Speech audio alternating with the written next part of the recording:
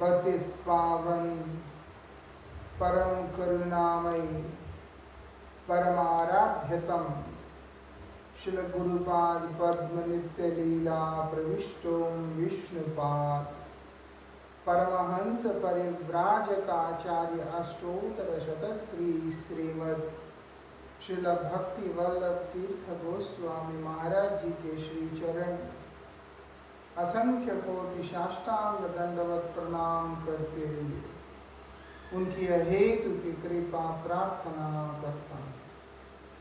परमाराध्य शिक्षा गुरु नित्य लीला प्रविष्टोम विष्णुपाद श्री श्रीमद भक्ति विज्ञान भारती गोस्वामी महाराज जी एवं श्रील भक्त निकेतन तुर्याश्रमी गोस्वामी महाराज जी के श्रीपाद पद्म में असंख्य कोटि साष्टांग दंडवत प्रणाम करते हुए उनकी अहेतु की कृपा प्रार्थना करता हूँ। परमाराध्य श्री गुरुपाद पद्म की असीम अनुकंपा से हम लोग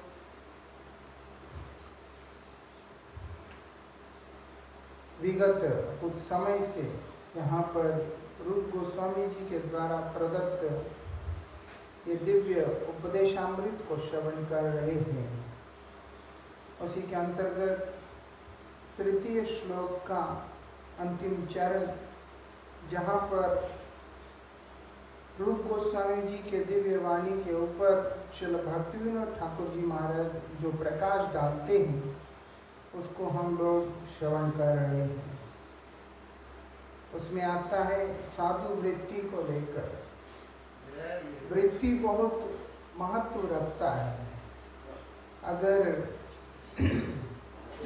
वृत्तियों के अंदर खोट है, वृत्ति मतलब है कि प्रवृत्ति, उसमें अगर खोट है तो वो जीवन में कभी भी उतर नहीं सकता। जो प्रवृत्ति है वही उसके जीवन में उतरता है।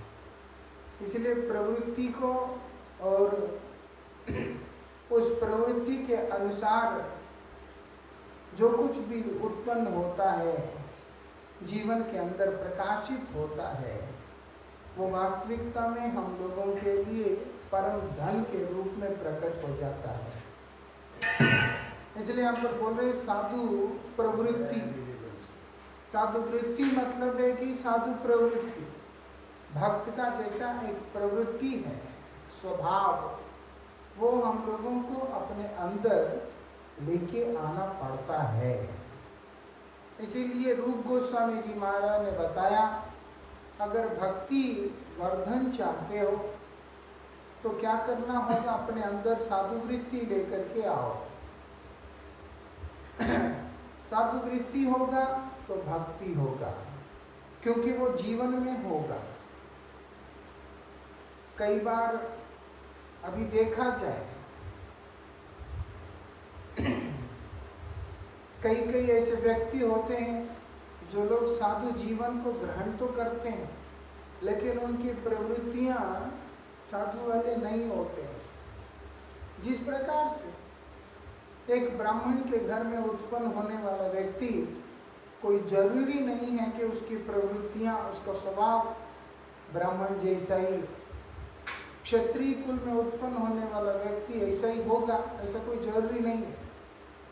ना होने के कारण उस समाज में होते हुए भी उसका जो आचरण है, जैसी उसकी प्रवृत्ति उसके अनुरूप ही दिखाई देता है। अब आप देखो, धुंधकारी है,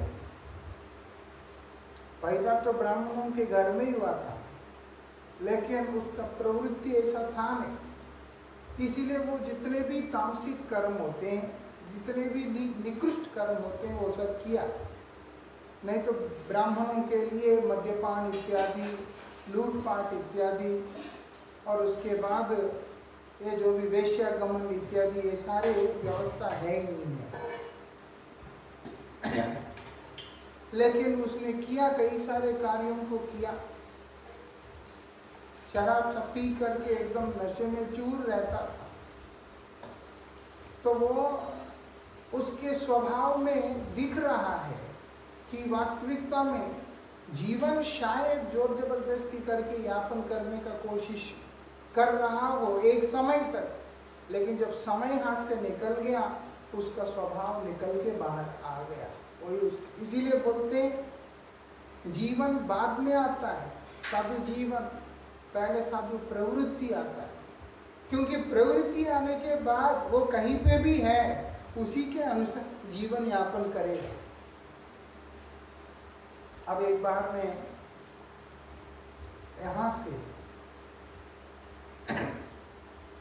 एम्स्टर्डम जा रहा था,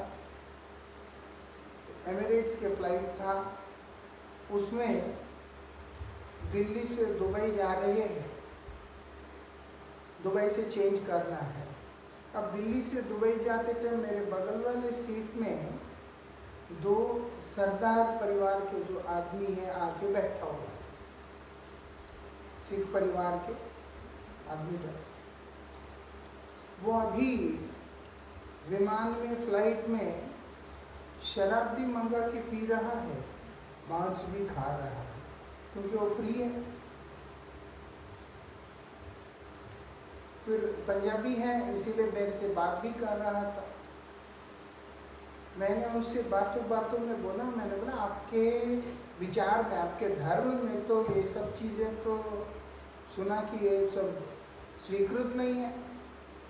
वो बोलते इतने साल घर में बड़ों के साथ रह रह के कभी भी मजा नहीं कर पाया, आज मौका मिला है इसीलिए सोचते हैं कि थोड़ा ले लेते हैं।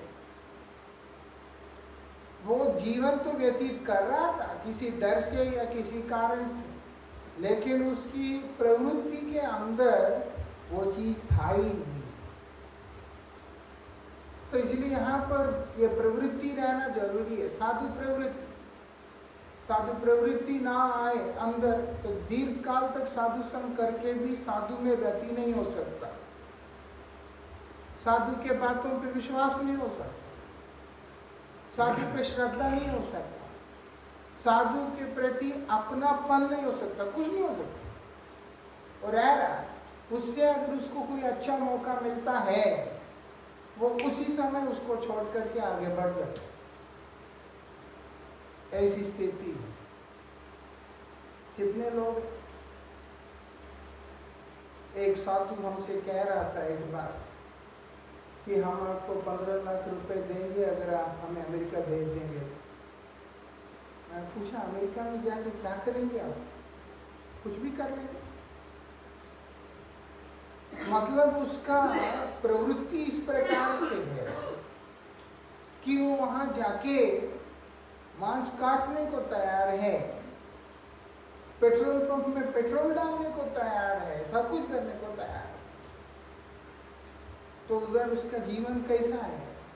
वही प्रवृत्ति के अनुसार जीवन। इसलिए यहाँ पर रूप गोस्वामी इस बात पे जोर दे रहे हैं कि साधु प्रवृत्ति भी बहुत ज्यादा जरूरी है, क्योंकि आधा काम उसी से हो जाता है। साधु प्रवृत्ति है तो उसके अंदर उत्साह रहेगा, नहीं तो उत्साह टूट जाता, क्योंकि साधु प्रवृत्ति नहीं। उसके अंदर जो साधु प्रवृत्ति का होगा वो फिर चंचल होगा, वो निश्चयात्मक होगा, जो भी कार्य होगा उसमें दक्ष होगा, और नहीं भी है उसमें एक निश्चयात्मक भाव जरूर रहेगा और धैर्य भी होगा, क्योंकि उसकी प्रवृत्ति के अंदर वो चीज है, उसके स्वभाव में है। साधु प्रवृत्ति, एक पतित की प्रवृत्ति अलग होता है, इसीलिए बोला यहाँ पर साधु वृत्ति की बात बोल रहे हैं, साधु प्रवृत्ति की बात बोल रहे हैं। साधु प्रवृत्ति में ये सब गुण स्वाभाविक रूप से होता है। साधु हमेशा, अगर उसकी प्रवृत्ति ठीक है तो वो हमेशा अपनी साधु मार्ग के अंदर ही जो जो कार्य करने पर ठीक होता है उसी कार्यों के अंदर प्रवृत्त होगा। एक साधु कभी भी विषय में प्रवृत्त नहीं होता, और अगर किसी कारण से संसार में होने के कारण हो भी गया हो तो भी उसको ग्लानि का भाव रहता है और उसको ऐसा लगता है कि कब मैं वापस जाऊंगा, कब मैं इससे निकलूंगा। इस तरीके की एक व्याकुलता उसके अंदर हमेशा बना रहता है, क्योंकि उसकी प्रवृत्ति साधु प्रवृत्ति, अपने आप के प्रति अपनी स्वयं निंदा, स्वयं के प्रति हीन भाव, ये सब उसके अंदर जरूर रहता है। ये साधु वृत्ति है कि हाय मैंने क्या किया जो नहीं करना चाहिए था। इसलिए बोला साधु वृत्ति एक अत्यंत आवश्यक वस्तु है हर साधु के, हर गृहस्थ के, हर व्यक्ति के। तब आदमी भक्ति मार्ग में अग्रसर होता है। साधु प्रवृत्ति वाला व्यक्ति दुस्संग कभी भी नहीं करेगा, उसको बोलना भी नहीं पड़ता, उसको मालूम है कि ये मेरे लिए नहीं है। अगर हमें कोई बोलता है कि जाके शराबियों के साथ में समय व्यतीत करो, हम क्यों करेंगे? हम बोलेंगे नहीं चाहिए, हम यही ठीक है। कोई ऐसा जरूरी नहीं कि कोई हमें बोलता है कि वहां मत जाओ, वो तो एक समझ है और अंदर से कोई हमें बोलता है कि मांस खा लो, थोड़ा हम खाएंगे, क्योंकि हमारा वो स्वभाव के अंदर।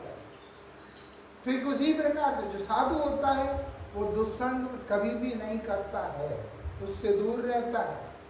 इसलिए बोलते संगत त्याग अपने आप हो जाता है सब कुछ। इसलिए यहाँ पर बोल रहे हैं साधु वृत्ति को अपने अंदर लेके आना है। वो आएगा कैसे? ये आगे बताए हुए हर चीज को पालन करने पर उसके अंदर वो वृत्ति आता है। जब वो वृत्ति आता है तो ये चीजों का पालन भी होगा। मतलब पहले अपने आप को संयमित करके पालन करना पड़ता है, पहले संयमित करना पड़ता है, खुद को निग्रह करना पड़ता है। बाद में निग्रह करने का जरूरत नहीं होता, वो उसका स्वभाव बन जाता है। उसके बाद में उसको निग्रह नहीं करना पड़ता कि ये नहीं करना, ऐसे नहीं करना ना। वो अपने आप से उसका स्वभाव बना हुआ, उसका जीवन ऐसा बना हुआ है कि वो अपने आप ही नहीं करेगा। यहां पर ये बात बतला रहे हैं। और क्या बोलते हैं कि साधु दो प्रकार के होते हैं, गृहस्थ भी होते हैं, गृह त्यागी भी होते हैं। जरूरी नहीं कि साधु मतलब सिर्फ त्यागी होता है। अक्सर कई त्यागियों में अभिमान होता है, अक्सर ये त्यागियों में कईयों में अभिमान होता है कि हम लोग त्यागी हैं, हम लोग विरक्त हैं, ऐसे अभिमान रहता है। लेकिन साधु जो बात आता है वहां पर त्यागी और गृहस्थ, वानप्रस्थ इत्यादि का कोई विचार नहीं होता। जो भजन करता है वही बड़ा है, वही भक्त है, वही साधु। इसलिए वो साधु गृहस्थ आश्रम में भी रह सकता है, त्यक्ताश्रम में भी रह सकता है। उनके अलग अलग नियम शास्त्रों में बतलाए गए हैं। गृहस्थ है मतलब गृहिणी है, बच्चे हैं, सब हैं, तो इसीलिए उनके साथ में रहते हुए किस प्रकार का व्यवहार होना चाहिए जिससे कि उसकी जो साधु वृत्ति प्रवृत्ति उसका जीवन बने, उसका साधु जो होगा वो साधु मार्ग को लेने के करते हुए उस पर चलने के लिए इच्छुक जो व्यक्ति होता है वो साधु होता है। कोई कोई होता है वो छद्मवेश में रहता जरूर है वो, लेकिन साधु नहीं बन पाता है, वो एक अलग विषय है। अधिकांश व्यक्ति साधु वृत्ति को ग्रहण करते हैं, साधु बनने की इच्छा से साधुता को अपने जीवन का हिस्सा बना लेते। ऐसे लोगों के लिए यहाँ पर बतलाया गया है। विरक्त व्यक्ति जो होता है, त्यागी व्यक्ति जो होता है, वो स्वतः ही इन सब चीजों को त्याग कर वो गुरुगृह में आता है। ऐसे पूर्व में विचार हुआ करता था, वर्तमान में नहीं है, एक समय में ऐसे विचार हुआ करता था। कि जो साधु बनने आया मतलब है कि सब कुछ पीछे छोड़ के आया, चल जा, मुझे नहीं चाहिए, मैं इन सब चीजों से मुक्त हूं, मुझको इनके बीच में नहीं पड़ना है। इसलिए हमें समझना होगा, जो गृहस्थ व्यक्ति होता है उसका शरीर और मन को किस प्रकार से अनुकूल करना होता है। शरीर और मन किसके अनुकूल करना है? साधु वृत्ति के, प्रवृत्ति के अनुकूल करना है, क्योंकि साधु प्रवृत्ति के अंदर स्वार्थ नहीं होता। साधु प्रवृत्ति के अंदर स्वसुख वांछा नहीं होता। उसके अंदर स्वसुख वांछा नहीं होता कि अपना, मैं और मेरा परिवार आदि जो विचार है वो नहीं रहता वहां पर। वहां मेरा परिवार नहीं होता। साधु हमेशा एक ही चीज को देखता है, वसुधैव कुटुंबकम, समस्त विश्व ब्रह्मांड एक परिवार है, सब भगवान का। लेकिन जिस समय एक व्यक्ति गृहस्थ आश्रम में प्रवेश करता है, गृहस्थ जीवन में प्रवेश करता है, उसके अंदर स्वार्थ का भाव पक्का ही आ जाता है। तो उस समय वो मेरा परिवार इत्यादि का चिंतन करने लगता है विशेष रूप से। इसीलिए वहां पर बताया किस प्रकार से वो अपना मन को, किस प्रकार से वो शरीर को अनुकूल बना सकता है। उसके लिए बोल रहे हैं वर्णाश्रम धर्म की आवश्यकता। वर्णाश्रम धर्म जो है हम लोग नकार तो देते हैं। श्रील भक्ति सिद्धांत सरस्वती प्रभुपाद इस बात को अच्छी तरह से समझते थे, इसीलिए उन्होंने वर्णाश्रम धर्म की एक व्यवस्था को इंट्रोड्यूस किया उन्होंने। कारण यह है कि पतित जीव सिद्ध प्रणाली की साधना को नहीं कर सकता है। एक पतित जीव कभी भी सिद्ध प्रणाली का साधन नहीं कर सकता, और जब तक व्यक्ति को सिद्ध देह की प्राप्ति नहीं हुआ तब तक वो वृंदावन धाम में, ब्रजधाम में भगवान की सेवा को भी नहीं कर सकता। इसीलिए श्री भक्तिविनोद ठाकुर कीर्तन में बतलाते हैं, सिद्ध देह दिया, आप मुझे सिद्ध देह प्रदान कर वृंदावन माझी, वृंदावन के बीच सेवामृत कर दान, वो सेवा रूपी अमृत का दान कीजिए। पहले उसके लिए जब मेरा अपना स्वरूप के बारे में मेरा जानकारी होगा तभी तो मैं उस सेवा को करने के लिए उपयुक्त होऊंगा। इसलिए सिद्ध देह जरूरी है, लेकिन सिद्ध देह की प्रणाली को देकर उसके लिए जो योग्य नहीं है, उसके लिए तैयार नहीं है जो व्यक्ति, तो फिर अनर्थ सृष्टि होता है। इसीलिए एक साधक को परम बद्ध अवस्था से सिद्ध देह को प्राप्त करने की स्तर तक उठाने के लिए ये जितने भी साधन होते हैं बहुत ही ज्यादा आवश्यक हो जाते हैं। इसीलिए वर्णाश्रम व्यवस्था को वहां पर रखा, संयमित जीवन हो। वास्तविकता में स्वरूप से तो जीव कृष्ण का नित्य दास है, जो कि शांत में भी है, दास्य में भी है, साख्य में भी है, वात्सल्य में भी है, माधुर्य में भी है, कांत भाव में भी है। क्या है? दासत्व का भाव है। इसीलिए उसी दासत्व भाव को आगे रखते कि जीव कृष्णदास है, तुम वर्णाश्रम व्यवस्था के अनुसार जीवन को यापन करो, लेकिन ये मत भूलो कि तुम कृष्णदास हो। इसीलिए तुम्हारा सेवा का उद्देश्य कृष्ण सेवा होना चाहिए। इसीलिए बोलते हैं सिद्ध प्रणाली देखा जाए तो परमाराध्य श्री गुरुदेव आदि गौड़ी आचार्य सभी देते हैं, लेकिन लोग जिस तरीका से उस सिद्ध प्रणाली की अर्थ निकालते हैं और समझते हैं उससे ये पूर्णतः भिन्न है। दासत्व सिद्ध ही तो है, जीव नित्यदास है, ये वास्तविकता में ये पूर्ण सत्य है। इसीलिए कृष्ण दासत्व प्रदान करते हैं। लेकिन उनकी ऐसी कृपा, जिस अवस्था के अंदर जीव है उस अवस्था में ही उसको वहां से क्रमोन्नति के साथ ऊपर उठाने के लिए सहायता करते हैं। और जब एक समय आने के बाद जब वो उस लायक हो जाता है, तब गुरु कृपा से, गौर कृपा से उसको अपना स्वरूप का, वास्तविक जो स्वरूप है उसका अनुभव होने लगता है। फिर वो वहां पर उस स्वरूप के अनुसार सेवा करता है।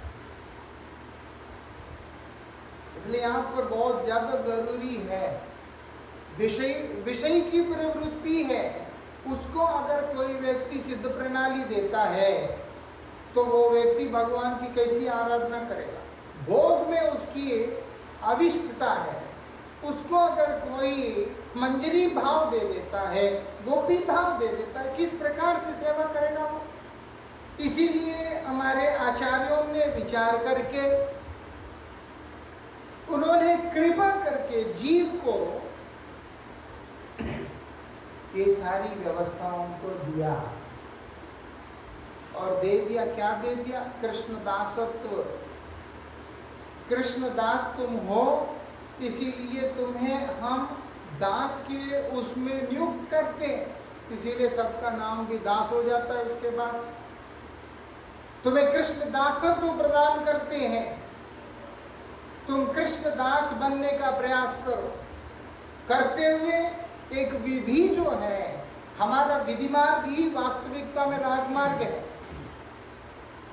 राजमार्ग की सेवा कोई एक विधि में हम लोगों के सामने रखा गया है। जैसे जैसे ये दासाभिमान प्रबल होता है और साथ में हमारा विधि मार्ग का सेवा, और ये दोनों मिलकर एक समय ऐसा आता है जहां पर राजमार्ग प्रकट होता है। तब जाके राजमार्ग प्रकट होता है, क्योंकि राजमार्ग में तब प्रवेश कराया जाता है। विधि मार्ग रत जने, जो जन विधि मार्ग में रत है, मतलब क्या है? सिर्फ ऐसा नहीं है कि जैसे एक विधि को, जैसे मंदिर के अंदर अक्सर किए जाते जो लोग कर देते हैं, जैसे जैसे कई मंदिर ऐसे होते हैं, मैंने साउथ में भी देखा, कई जगह पे देखा, अलग अलग जगह अलग अलग स्टाइल है। नॉर्थ में क्या करते हैं, गुड़ और उसके बाद आपका केले वगैरह सब विग्रह के मुंह में चिपका देते हैं कई जगह पे। अब साउथ में एक अलग स्टाइल है, वहां का एक अलग तरीका है। नारियल तोड़ते हैं या दूध डालते हैं, जो कुछ भी डालते हैं, कोई कोई जगह पे इतनी ह्यूज क्वांटिटी में होता है कि उनको साफ करने का टाइम नहीं मिलता, तो मंदिर के अंदर से वो दूध का, इसका उसका सड़ा हुआ एक अलग तरह का बदबू भी आता है। ये सारे जितने भी है, उत्तर दक्षिण पूर्व पश्चिम, कहीं पे भी इन सबका एक विधि इन लोगों ने सेट किया हुआ है, उसी को पालन करते होते हैं। लेकिन जो गौड़ी वैष्णव के द्वारा प्रदत्त विधि मार्ग में रत जो साधक होता है, वो ऐसे नहीं होता। वो साधना, वो विधि का पालन करते करते किस प्रकार से मैं कृष्ण की शरण हो सकता हूं, उसके लिए प्रयासरत रहता है। क्यों?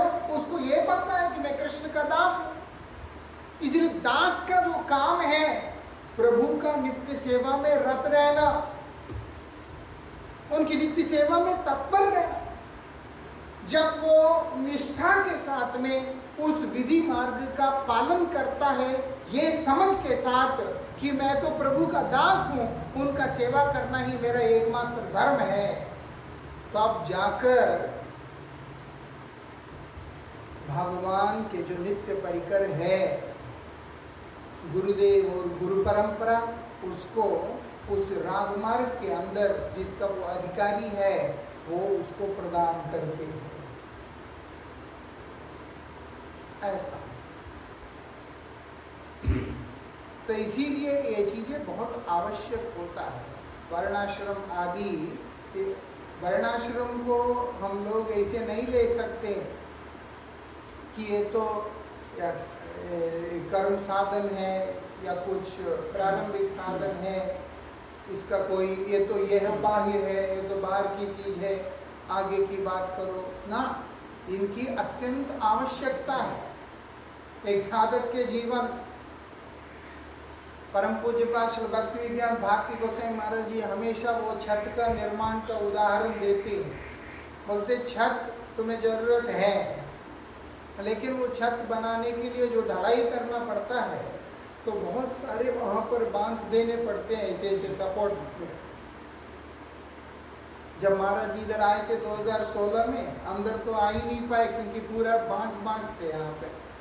महाराज जी फिर वहां रुके थे। ऐसा महाराज जी वृंदावन मठ का परम गुरु महाराज जी का पुष्प समाधि को लेके ये बात सुनाते रहते कि देखो बांस का सपोर्ट है, वो सपोर्ट के बिना तुम सोचोगे कि ढलाई कर लोगे, नहीं हो सकता। लेकिन जब वो बन जाने के बाद, पक्का हो जाने के बाद इनकी जरूरत भी नहीं होता। यद्यपि इनकी जरूरत नहीं है, लेकिन जब बद्धजीव व्यक्ति है जो साधु प्रवृत्ति को ग्रहण करना चाहता है, उसके लिए ये जरूरत है। जब साधु प्रवृत्ति हो गया, साधु जीवन ही हो गया, सब कुछ हो गया, उसके बाद इन चीजों का जरूरत नहीं पड़ता। लेकिन उससे पहले ये चीजों का जरूरत होता है। इसलिए बोल रहे हैं वर्णाश्रम व्यवस्था ये बहुत ज्यादा हम लोगों को समझना होगा, जिसके बारे में हमने पूर्व में श्रवण किया ही है। और अन्य वृत्तियों के बारे में बतला रहे हैं। विवाह किस प्रकार से करना चाहिए, कुटुंब भरण के संबंध में भी यहाँ पर बताया जा रहा है। विवाह भोग के उद्देश्य से नहीं करना होता है।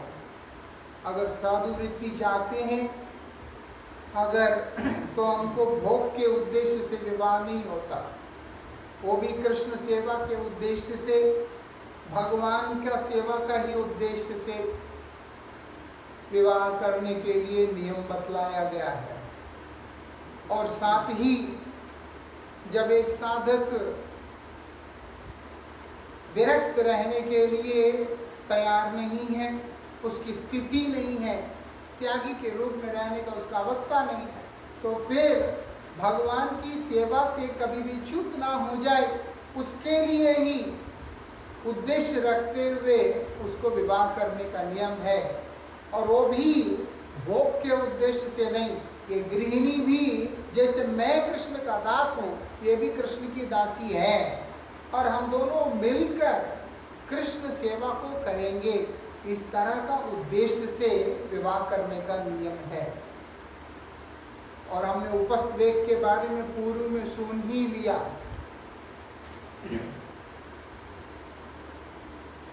विद्या और शिक्षा के संबंध में भी बतला रहे हैं कि विद्या आदमी पढ़ाई अगर करता है किस प्रकार से करना है। विद्या हमेशा ऐसा होना चाहिए जिससे व्यक्ति के अंदर विनय आए। विद्या ऐसा होना चाहिए जो केवल व्यक्ति को संसार का बनाकर ना छोड़ दे, जबकि उसको परमार्थ की पथ के ऊपर अग्रसर होने के लिए प्रेरणा दे। इसीलिए पूर्व में ऐसा होता था कि जितने भी गुरुकुल हुआ करते थे उसमें विद्या का शिक्षा प्रणाली के अंदर निश्चित रूप से कुछ ना कुछ आध्यात्म जुड़ा हुआ रहता। मुझे याद है हम स्कूल में थे जब, तो वहां पर जो प्रेयर होता था उसके अंदर सरस्वती वंदना होता है और उसके बाद राष्ट्रगान होता है ताकि देश प्रेम हो, आध्यात्म की भाव हो, सब कुछ। बाद में जाके स्टाइल चेंज के प्लेज कर दिया, कुछ ऐसा कर दिया, ये सब चीजें कर दी। मतलब एक वैल्यू जो सिस्टम है उसको धीरे धीरे किनारा लगा दिया। मॉरल एजुकेशन के ऊपर भी एक सब्जेक्ट हुआ करता था, हाँ? अभी भी है, कोई कोई जगह पे नहीं है शायद। हाँ? तो ये सब चीजें हैं जहाँ पर इन सब चीजों का जहाँ पर वैल्यू दिया जाता है, जिसका कारण ये है कि व्यक्ति जो है अध्ययन काल पूर्ण होने के बाद, उसका विद्या का अभ्यास पूर्ण होने के बाद वो केवल एक पढ़ाई में ही सफल नहीं है, एक आदर्श चरित्र को भी लेकर, आध्यात्म को लेकर के वो वहां से बाहर निकल सके। ये नालंदा, तक्षशिला, ये वो सब ऐसे ही थे। शांति निकेतन भी ऐसे ही सोच के बनाया था रविंद्रनाथ टैगोर ने, ये सब ने। तो जो हो, ये सब हमारे अंदर साधु वृत्ति को दृढ़ करता है, जगाता है। अतिथियों का सेवा वो भी बहुत ज्यादा जरूरी है, वो बहुत मायना रखता है। कई बड़े विचित्र होते हैं, अतिथियों के अंदर भी एक सांसारिक व्यक्ति होता है, एक साधु होता है। दोनों ही होते हैं, दोनों प्रकार के व्यक्ति होते हैं, और दोनों का ही जैसे जैसे व्यक्ति प्रीतिपूर्वक सेवा करता है, उससे भी उसके अंदर की साधु वृत्ति जागृत होता है। लेकिन अतिथि सेवा के नाम पे, साधु सेवा के नाम पे भोग संग्रह इत्यादि की जो वृत्तियां हैं वो ज्यादा खराब होता है। बोलते इसीलिए वो सब चीजों में नहीं जाना चाहिए। यहाँ पर बताया, सद्गुणों के संबंध में भी बतला रहे हैं। क्या बोलते हैं?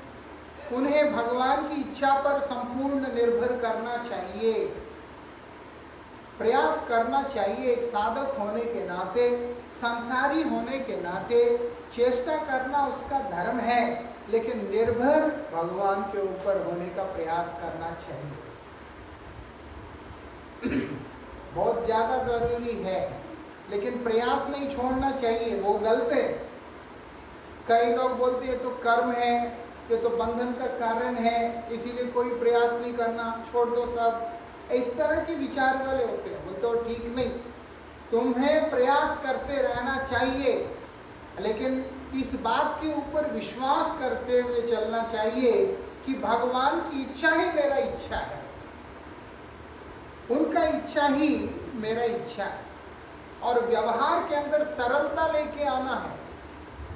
सरल व्यवहार बहुत ज्यादा जरूरी है। व्यवहार में कपट होने पर नहीं चलेगा। ये सब चीजें व्यक्ति के अंदर वो साधु वृत्ति को लेकर के आता है, प्रबल करता है। कपट अंदर रखकर, छल का भाव रखकर अंदर अगर कोई व्यक्ति सोचता है कि मैं साधु बनूंगा, वो कभी भी नहीं बन सकता है। साधु हर व्यक्ति को बनना चाहिए, क्योंकि साधु के ना बनने पर उसके अंदर कभी भी धैर्य नहीं रह सकता, उसमें किसी चीज के लिए उत्साह नहीं रह सकता, और उसको अपने लक्ष्य की तरफ आगे बढ़ने की प्रेरणा भी नहीं हो सकता। आप देखोगे अधिकांश व्यक्ति जो हताश होते हैं अपने जीवन में, वो वही होते हैं जिन्होंने साधु वृत्ति को अपने जीवन का हिस्सा नहीं बनाया। जो साधु होगा वो गिरने के बाद भी उसके अंदर कभी भी वो हताश नहीं होगा। भूमो स्वगलित पादानाम भूमिरेव अवलंबनम। जो जमीन में गिर गया, जमीन का सहारा लेके उठ जाता है। वो ऐसा नहीं है कि जमीन में गिर गया तो चलना बंद कर देगा। रोड में चलता है, एक आध एक्सीडेंट हुआ, उसके बाद रोड में जाना छोड़ देता है, ऐसा नहीं। वो क्या करता है? हिम्मत नहीं हारता है। वो चीज व्यक्ति के अंदर साधु स्वभाव से आता है। लोग नहीं समझ पाते। साधु शब्द प्रयोग करने पे लोगों को ऐसा लगता है समाज में कि ये एक भिखारी होने की बात कर रहे हैं, या ऐसी बात कर रहे हैं कि सब छोड़ छाड़ करके बैठ जाओ। लेकिन वो नहीं समझ पाते इसकी गहराई को। जो व्यक्ति साधु हुआ वही व्यक्ति एक अच्छा नागरिक भी होता है। वही व्यक्ति एक अच्छा चरित्रवान भी होता है। देश एक डेडिकेटेड, एक समर्पित नागरिकों के साथ में चलता है। देश के प्रति समर्पित जो नागरिक होगा उसी के ऊपर देश चलता है। देश के अंदर बहुत तरह के मतभेद होते हैं जनता में, तो वो देश कभी भी संगठित होकर के नहीं चल सकता। तो इसीलिए एक मत होने के, मुझे अच्छी तरह याद है परमाराध्य श्री गुरु महाराज जी विश्व शांति सूत्र को बतलाते हुए एक देश में बताया गुरु जी ने कि अगर कृष्ण को केंद्र करके चलोगे तो सब कुछ ठीक चलेगा।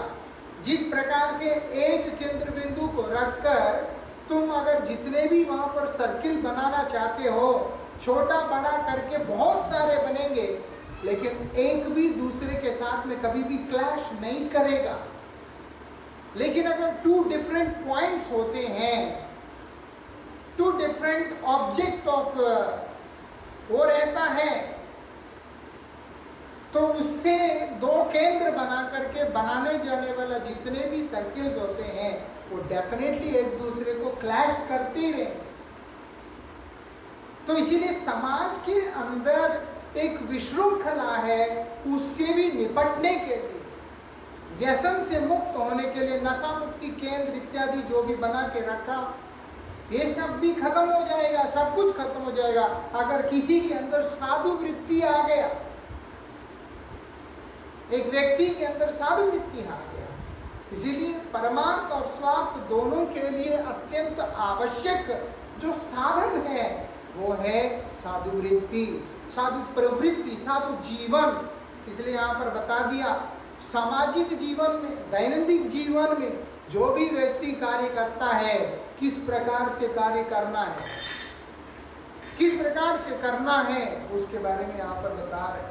सारे सद्गुणों को अपने अंदर लेके आओ, सरलता को लाओ, अपने अंदर दया गुण को लाओ, किसी के साथ में कपट मत करो, गलत व्यवहार मत करो, अच्छे अच्छे तरीका से रहो। और क्या बोलते हैं, विशेष सावधानी के साथ जो अवैष्णव है, स्त्री है और स्त्रैण व्यक्तियों का संग त्याग करना चाहिए। विशेष सावधानी के साथ, ये गृहस्थ के लिए बता रहे हैं। गृहस्थ भी, शादीशुदा आदमी भी जब अनावश्यक स्त्रियों के साथ में मेल मिलाप करता है तो वो भी एक्स्ट्रा मैरिटल रिलेशंस रखकर अपने चरित्र को भ्रष्ट ही करता है। ऐसा नहीं है कि विरक्त के लिए ही बोला जा रहा है, ये बताया जा रहा है वो व्यक्ति भी, जो व्यक्ति विवाहित है वो भी अनावश्यक अगर किसी स्त्री के साथ अथवा स्त्री में आसक्त स्त्री का दास जो होगा उसके साथ भी अधिकांश मेल मिलाप करता रहेगा, इसका भी अपना कैरेक्टर जो है वो नष्ट हो जाएगा। बोलते इसीलिए सावधानी बहुत ज्यादा जरूरी है। अवैष्णव मतलब जिसके अंदर राष्ट्रहित का चिंतन नहीं है, जिसके अंदर अपने उद्धार का चिंता नहीं है, जिसके अंदर भगवान के प्रति अनुराग नहीं है, उस तरह के जितने भी व्यक्ति हैं बोलते उन सब से भी दूर रहना है। वो खाता देश का है, खाता यहाँ का है, वो गुणगान किसी और का जाके करता है। मतलब अपने ही घर में अनर्थ सृष्टि करने वाले जो व्यक्ति होते हैं, इस तरह के जो व्यक्ति, वो लोग कभी किसी के भी नहीं होते। इसीलिए बोलते हैं उन सबसे ही दूर रहना होगा, तब जाकर के साधु वृत्ति आता है, तब जाके आता है साधु वृत्ति के अंदर परिपक्वता। तो इसीलिए बोलते हैं गृहस्थ का वास्तविकता में उसका प्राकृत धर्म क्या है। प्रभु कहे कृष्ण सेवा वैष्णव सेवन, निरंतर कर कृष्ण नाम संकीर्तन। क्या करना है, कृष्ण सेवा, कृष्ण दासों की सेवा, मतलब भगवान का सेवा, भगवान के भक्तों का सेवा, भगवत भक्तों का सेवा। इसीलिए बोला जीव मात्र ही भगवान का दास है, इसीलिए हर एक का सेवा। लेकिन वो सेवा के स्तर में तारतम्य जरूर होता है। जैसे श्रील भक्तिविनोद ठाकुर ने बोला, कनिष्ठे आदर, मध्य में प्रणति, उत्तम में शुश्रूष जानी। इस प्रकार से निर्भर करता है एक साधक का कि किस प्रकार से सामने वाला है, उसी अनुसार उसका सेवा। लेकिन सेवा हर व्यक्ति का करना है।